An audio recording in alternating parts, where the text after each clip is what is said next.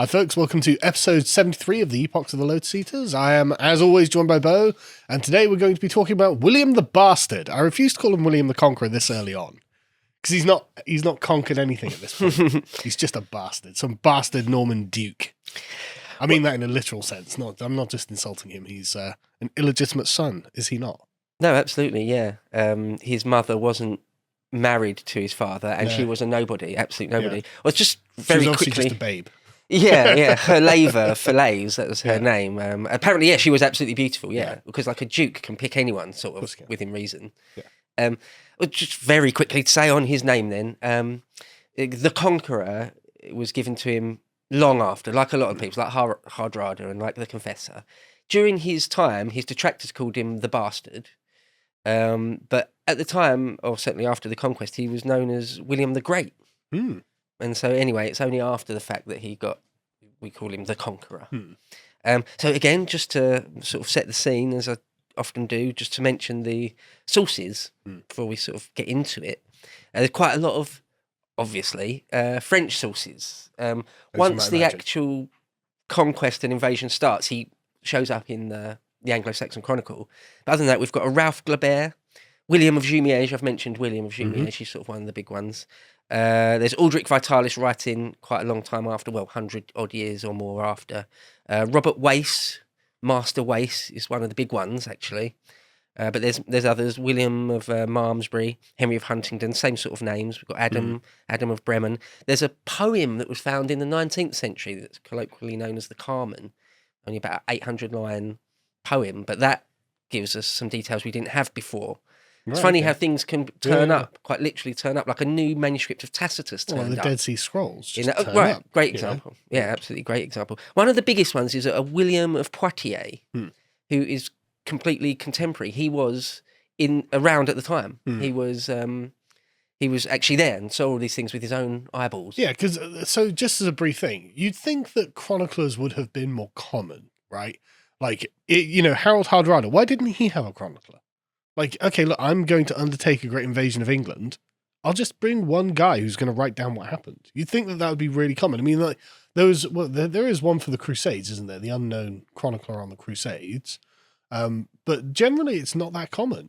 And it's kind of weird because, like, well, I want an eyewitness account, surely, It's not as common as we would like. No. One slight thing to say there is maybe the ones that survive. There may have been more that just haven't survived. Yeah. Because one thing to mention, you might think, we've got letters of Cicero from 1,000 years or more before this. How isn't it all well documented? Well, actually, if you go back beyond the sort of the higher Middle Ages, in a sense, it depends which historian you want to read or listen to. It's sort of incredible that anything survives in a way. Yeah.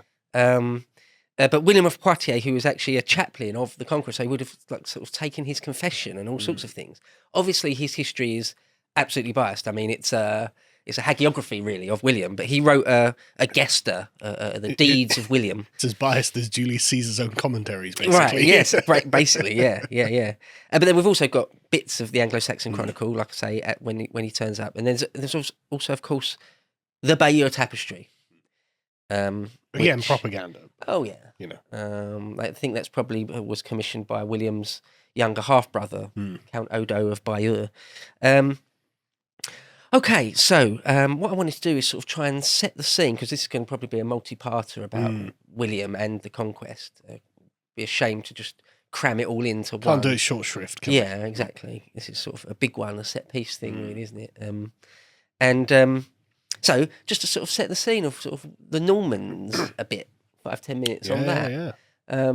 So I suppose you could say lots of histories sort of start with, a good place to start is Charlemagne. Charlemagne was crowned in the year 800. He was already old by that point, in his 60s, towards the end of his life.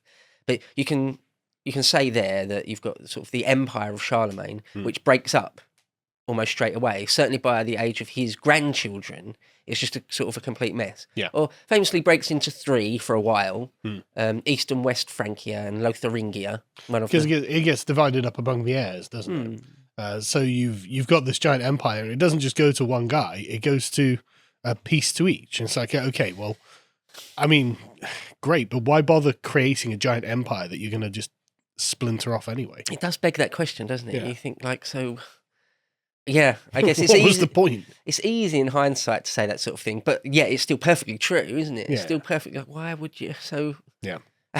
well, in the trajectory of things is that it gets more and more splintered. Really, it's more complicated than that. It does sort of at various points sort of coagulate together again and then break up again. But Yeah. one of the important things to mention is that you've got, in the end, very broadly speaking here, and people that know their stuff will say that's very low resolution, but West Francia is France. Yeah. East Francia is Germany. Roughly speaking. Right, very roughly speaking. So we talk about West Francia. The kings of West Francia, the kings of France, I suppose. Now, we're still talking the 9th century. 8th, 9th, 10th century we're talking here. And there was an area called Neustria. They called Neustria in West Francia, which, again, broadly speaking, becomes Normandy, basically. So one of the things to say is that the Vikings... are raiding these coasts, and they raid up the Seine and sack Paris at points. And I think it was a French king called Charles or something who was on the throne who's just like, look, I'll just give the Vikings like this land, and they can defend it as a buffer zone, basically. Yeah, no, that is basically exactly it.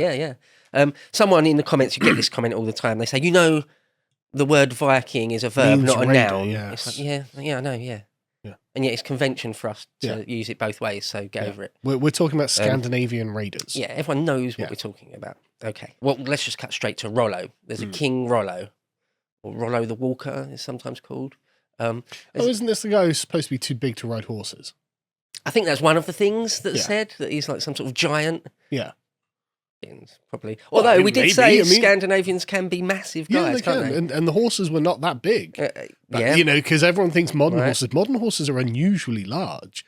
Like even a sort of high Middle Ages destrier is not very big, And so going back to 900 AD, it's entirely possible that there was a Viking too big to ride a horse. It's totally possible. I said it before in the last one, but quite a lot of the world's strongest men are Scandinavian types, or Northwest European. Anyway, yeah, totally. Just to quickly say on that, loads of things are bigger now. Like the dairy cows that we have now. To someone in the 10th century, that would be crazy. Yeah, chickens are massive. Chickens, there was a breeding program in the 20th century to try and make it so that everyone could have a chicken, and so basically they bred chickens to inflate. Like chicken used to be like a rare delicacy, basically. Yeah. So, and the thing is, it's such a, it's an unusual name. You wouldn't make it up, right? Rollo the Walker. Why? Because he's too big to get on horses. That sounds plausible to me. I don't think that's implausible at all. Oh, it's not implausible. No. One last thing, just to sound that, it's even in the Marshall Plan after World War II. For one example, the Americans shipped over loads and loads of pack mules and donkeys to places in sort of the Near East. And they couldn't believe how massive and strong these American donkeys were compared to their cruddy sort of Armenian donkeys or whatever. Watching a program about medieval food, and that strawberries, just one tiny example, strawberries are sort of tiny little raspberry sized. But we used to like massive fat strawberries. Even apples, we used to massive, perfectly uniform apples. Yeah. Whereas, they're little crab apples. Yeah. So anyway, Rollo. There is actually a cartoon from the early 80s, King Rollo, which is really nice and sweet. It's for little kids. Right. And I think it couldn't be more opposite to the real Rollo. The real Rollo is someone a bit more like Hardrada than anything else. Yeah. Just if you get in his way, he'll hack you to pieces. Yeah. Simple as that. Anyway, following in the footsteps of people like Lothbrok was sail down the Seine. Mm-hmm. Rouen is on the Seine, which becomes sort of one of the major cities in Normandy. I mean, I think Falaise is technically their capital, but sort of nowadays, Rouen is considered the most important town in modern Normandy. It becomes a sort of de facto centre city, doesn't it? Because of the accessibility of it. Yeah, that's right, yeah. So they sailed, like Rollo sailed down the Seine to Paris and very, very, very nearly took it. That's a story that's happened more than once, actually, as well. He didn't quite take it, but was able to sort of set himself up. He wasn't turned back and defeated or anything. No. So what you've got there is an interesting relationship between the kings of France, for want of a better word. I think I've said in previous epochs, it's not really a king of France. They didn't style themselves the king of France until like the 11th century or later. Well, they were just the king of the Franks, right? Exactly. Yeah. Like Rex Francorum. Yeah. King of the Franks, king of the Western Franks, even. The relationship between neither was strong enough or powerful enough to annihilate the other. So there's sort of a delicate balancing act between the kings of France. I'm just going to start calling them the kings of France, regardless of what I just said. They sort of have to rely on them. So what it seems is that in the certainly in sort of the 9th and 10th, 11th century, West Francia would have been raided by all sorts of different peoples, and that the king of France, for want of a better expression, you would have had like the Burgundians were their own thing. The rulers, the counts of Aquitaine, are their own thing. We're still coming out of the sort of fall of the Western Roman Empire, where the Germanic tribes all just took up a piece and created their own kings. I've just finished a book on the Goths, actually, and I never did I think a people have been more hard done by history than the Goths. Like, they seem to be really noble people. And honourable and decent and concerned about justice. But I mean, it was a pro-Goth book, I suppose. So that's the impression I got. The Franks didn't come out of it looking very good, to be honest. But yeah, it's like patchworks of tribes, basically, that are forming into long-lasting kingdoms. Yeah. So what it seems to have been, there was supposed to be some sort of central crown in Paris. Or what's the other town where they would often get in Rem? Rem. I'm going to pronounce a lot of these French words poorly, so apologies. So the old paradigm that you would raise men when needed, when there's an enemy army or host on the horizon, you would raise men, usually in the summer. That whole paradigm doesn't work anymore. It's falling apart. You need armed men all year round in case something happens. Yeah. And the French crown couldn't really do that. It wasn't capable of doing that, really.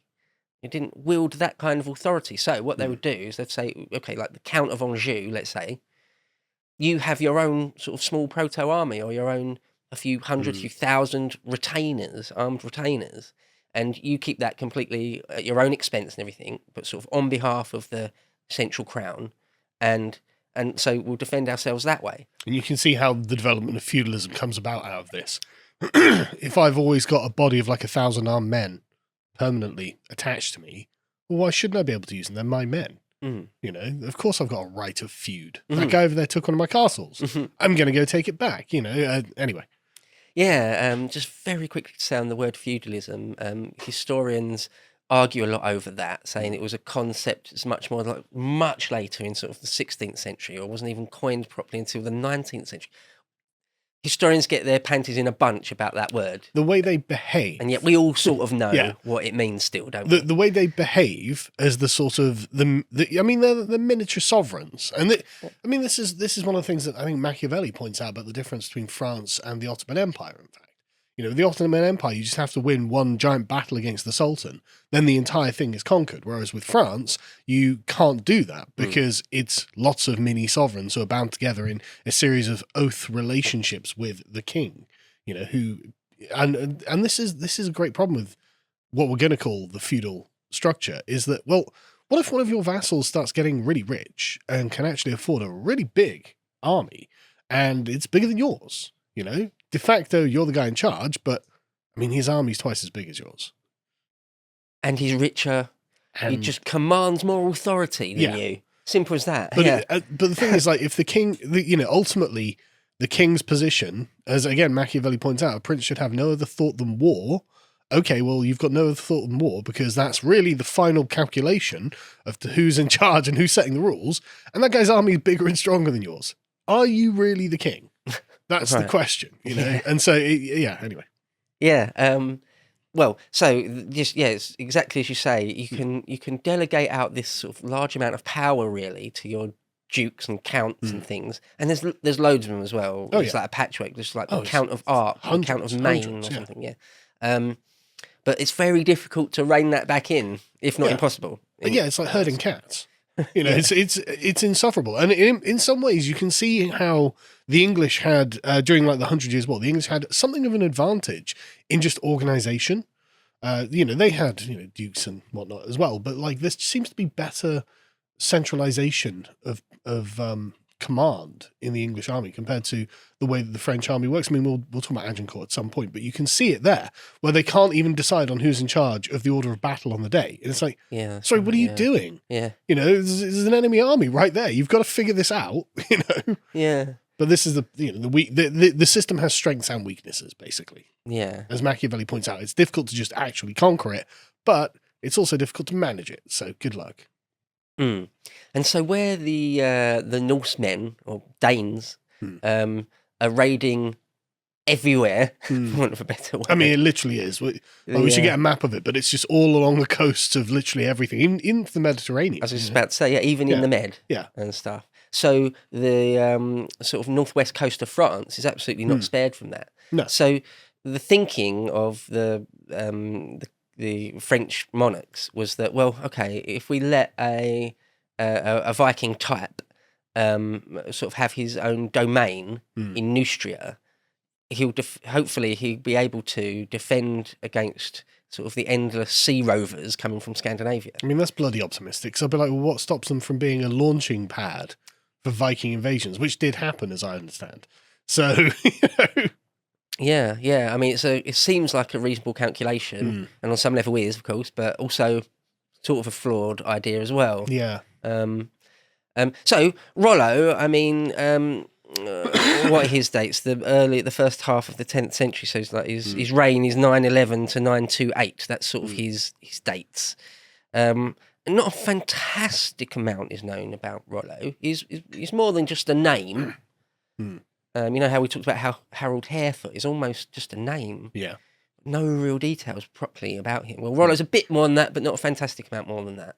And it's not long, only a few generations. What is it, 3, 4, 5 generations before we get up to the age of William the Conqueror. So it's pretty quick. They say within 2 generations, they've stopped talking their Scandinavian dialects. They've stopped being godless heathens. They've stopped sea roving. And they've settled down. They're speaking a type of French. They're building in the sort of in the Romanesque fashion. They're speaking. They're writing in Latin. They've adopted cavalry. Right. That was one of the big things about the Normans. So as I understand it, the cavalry was first sort of the French cavalry was first sort of instituted by Charles Martel to combat the Moors, and this is where the stirrup first becomes widespread in Europe, as I understand it. Correct me if I'm wrong. So they've had this quite not even very long tradition of heavy cavalry, really. We're only talking 100 years or so, 150 years, and then the Normans get the cavalry, and they're like, "Oh, this is brilliant! This is really good. We can be really, really aggressive, really quickly all the time now." And so the Normans seem to really love having the heavy cavalry. It's like brilliant. It's quite terrifying. The Norman cavalry is some of the most effective troops of the Middle Ages by far. Oh yeah, definitely. Of course, famously the Romans didn't have stirrups. No. There's different ways of doing it, of sort of planting yourself firmly on a horse. Well, you have to hold them with your knees. Yeah, or just the saddle you sit in, you're sort of wedged into it a bit in various ways. Anyway, but the stirrups are just it's better. Yeah, it's just better. Well, they allow you to brace. Do all sorts of things, can't you? With it, do all sorts of things. But the real trick with the stirrups is that it makes lances incredibly effective, because of course you can couch a lance, as in brace it on yourself, push your feet forward, and hold yourself in the stirrups as you collide with something, transferring a lot more force onto the target, which makes the Norman and the medieval cavalry charge just devastating. And there's a reason, like, for 500 years, the cavalry dominated the battlefield, absolutely dominated. It's really interesting to note the ebb and flow of, for example, cavalry, how sort of popular it is in different places, different cultures at different times, and it ebbs and wanes. The same with archery. At different points, archers are considered... So we may or may not talk about the actual Battle of Hastings in this one, but just to say something about that is that on the Anglo-Saxon side, on our side, we had very, very little archery. And it seems that just the cultural thinking at the time was that cavemen used bows and arrows.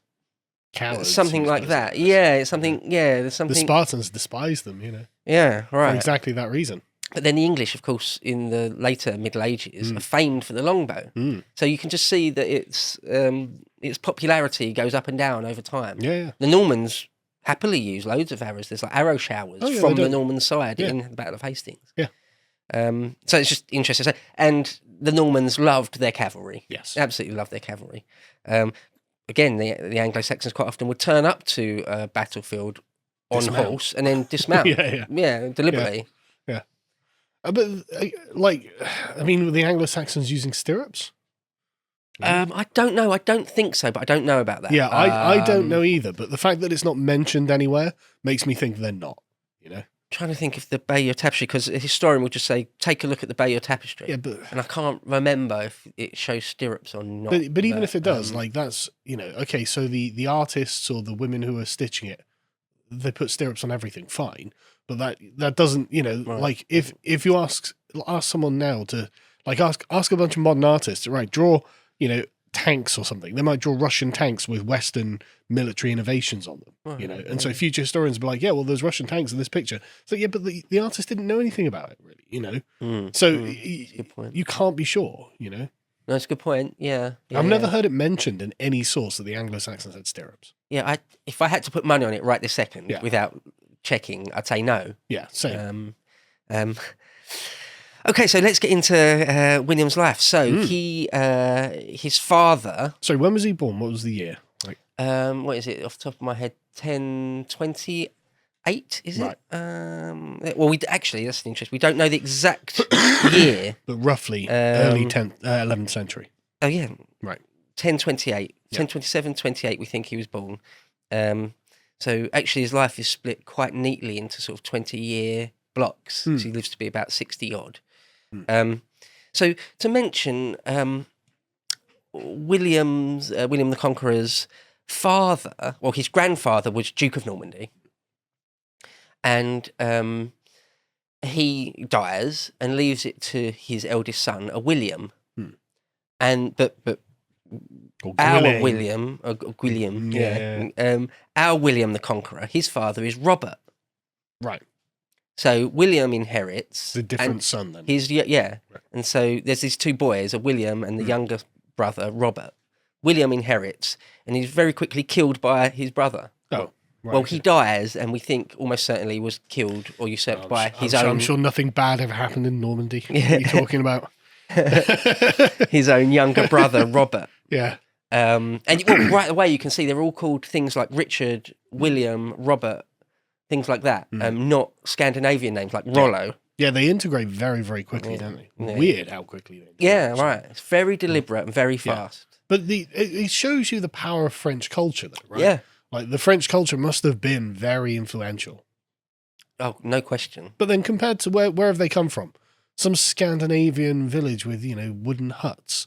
And the French have got giant stone cathedrals and, an ancient tradition and, Catholicism, connections to Rome and all the, we're the inheritors of the Roman Empire. You can see how this would be like, oh, wow, okay, yeah, we'll do things the way you guys do things. This is amazing. Those are good-looking horses, you can see why. Yeah.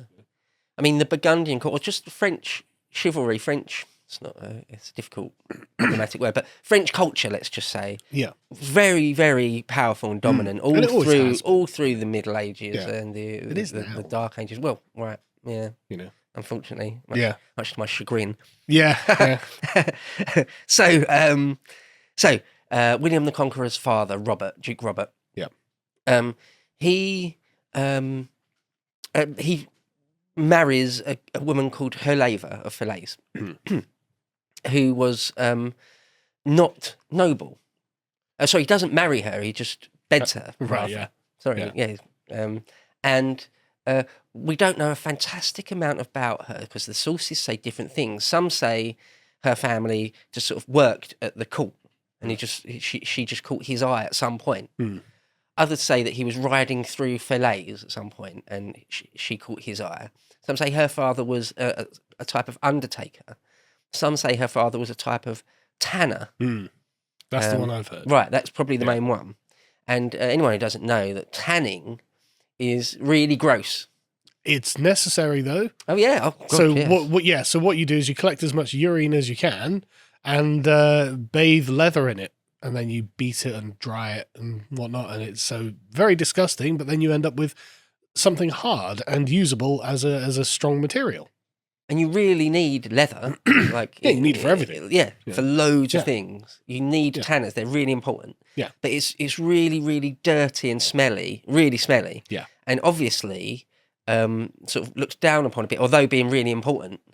You know, a lot of important things are looked down on for some reason. Yeah, it's weird, isn't it? Yeah. Yeah, we'll pay nurses a pittance, but footballers get millions. Yeah. Well, it doesn't make sense. Yeah. It's not fair. Well, it's like rubbish collecting. It's like, sorry, I remember just as a kid having, example. like friends of mine had this attitude of like, oh, they're the bin men. It's like, yeah, but I don't want to take the rubbish anywhere. Like, they're doing me a really good service here. I really appreciate it. And if they stop, it's terrible. Yeah, it is. Yeah, exactly. So it's just like, I don't know why we look down on these people. I'm genuinely glad they do what they do. Same with the tanners, I'm sure. Quite often, or nearly always, even in the modern world, in sort of third world countries where they still do this sort of thing by hand, tanning things will be deliberately placed outside the city walls, or as far away from the nice bits of town as possible, because it's basically a sewage works. Yeah, you don't actually want that near you. Yeah, not just for the smell, the hygiene as well. You're right. So for the Duke to marry the daughter of a tanner, probably, maybe. It's really lowly. Same thing as Margaret Thatcher, though, isn't it?